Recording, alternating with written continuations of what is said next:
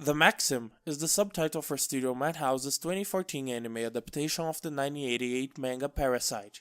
A maxim is a precept, a succinct statement or observation of a rule of conduct or moral teaching. Today I'll be talking about this show and about what this maxim is, and what about it makes Parasyte one of my favorite shows of all time, and why I think it's really cool. The synopsis for this show is strange, to put it lightly. The story follows Izumi Shinichi, a 17-year-old Japanese high school student who, one day during his sleep, gets infected by the titular Parasyte, an extraterrestrial life form that takes over the body of its host. Shinichi, however, manages to stop this parasite from reaching his brain by restraining it on his right arm.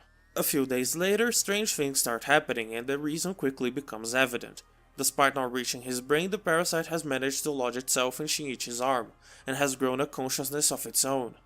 This bizarre-looking creature is Migi, a cold and calculating life form with little to no regard for human life, and is just as much of a protagonist to this show as its host Shinichi, as their relationship and the way they change each other is one of the center points of the narrative. Shinichi soon finds out that Migi isn't the only parasite that has taken a host, but unlike him most people were completely consumed, having their entire bodies taken over by the alien life forms, who now live hidden in plain sight as they consume other humans for sustenance. When confronting these creatures, the dorky and mild-mannered Shinichi is forced to fight them with Migi's help, which leads to this show's fantastic action scenes. The battles are very well animated, with inhumanly fast movements from the parasites, with their grotesque appearances allowing for a wide range of attacks.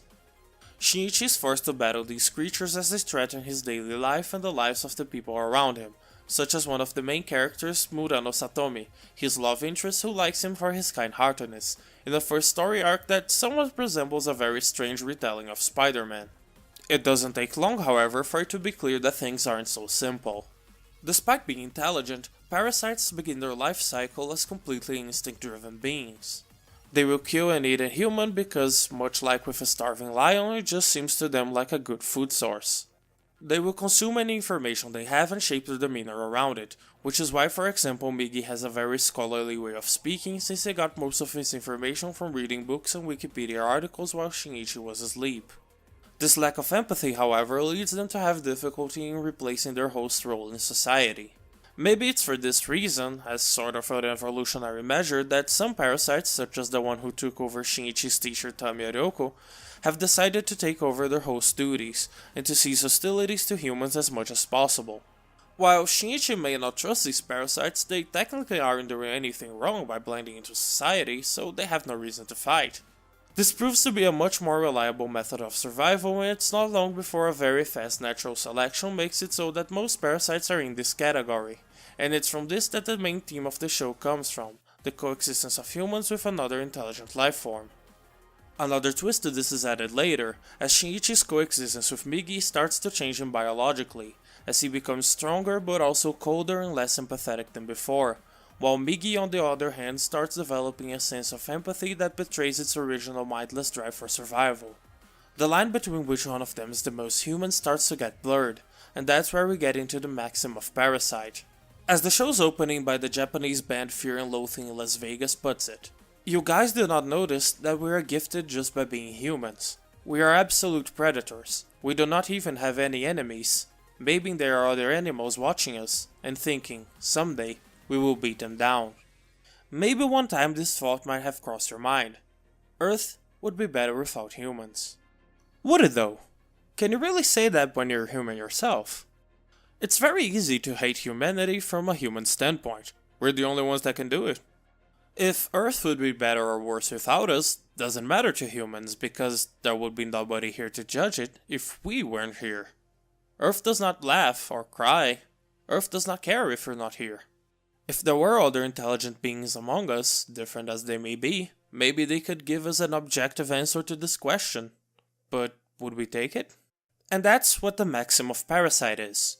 Humans can only judge by human standards.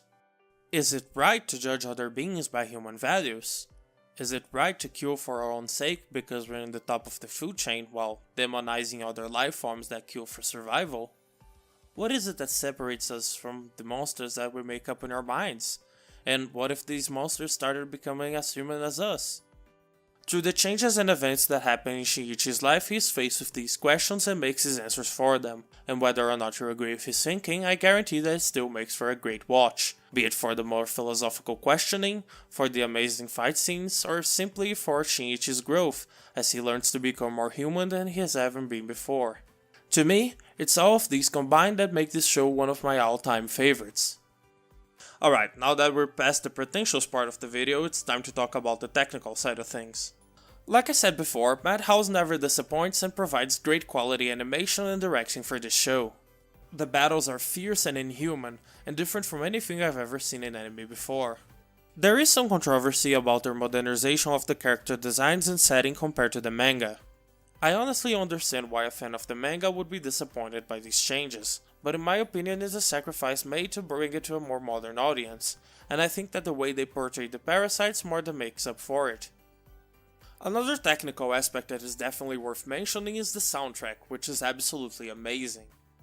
It's a bit of a notorious one for the use of dubstep tracks.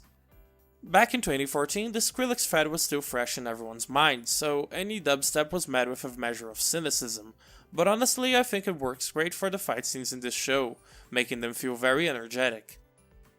The soundtrack is also far from limited to dubstep, with some calmer tracks like the amazing Miggy theme that perfectly encapsulates his character in a way that few teams are able to. I could keep speaking about the soundtrack, but honestly it would be just better if you gave some of the tracks a listen. I've got links in the description to some of my favorites if you want to check them out. On the voice acting corner we have Nobunaga Shimazaki as Shinichi, who gives him a very calm and introverted voice that sometimes gets exasperated and on edge, really driving home the horrors he has to face on a daily basis. Voicing Murano, Shinichi's love interest, we have Hanazawa Kana. It's a pretty standard role for her that honestly doesn't stand out a lot, but I have to point it out anyway because I love her voice unconditionally. The greatest highlight in voice acting for this show, however, definitely comes from the legendary Hirano Aya, who in the past voiced Suzumiya Haruhi and Konata from Lucky Star, and in this show is responsible for the voice of Migi, giving it a nasal sounding voice that can only be described as, well, a bit alien, but at the same time being very calm and sometimes even kinda cute. Overall, if you're a fan of science fiction who isn't easily disturbed by body horror, I guarantee that Parasyte is one of the best anime around for this genre, and with a 24 episode adaptation that covers the entire manga, I can't recommend it enough, and that's why I think Parasyte is really cool. As always, if you liked this video, please consider leaving a like and subscribing for more. Thanks for watching, and I'll see you next time.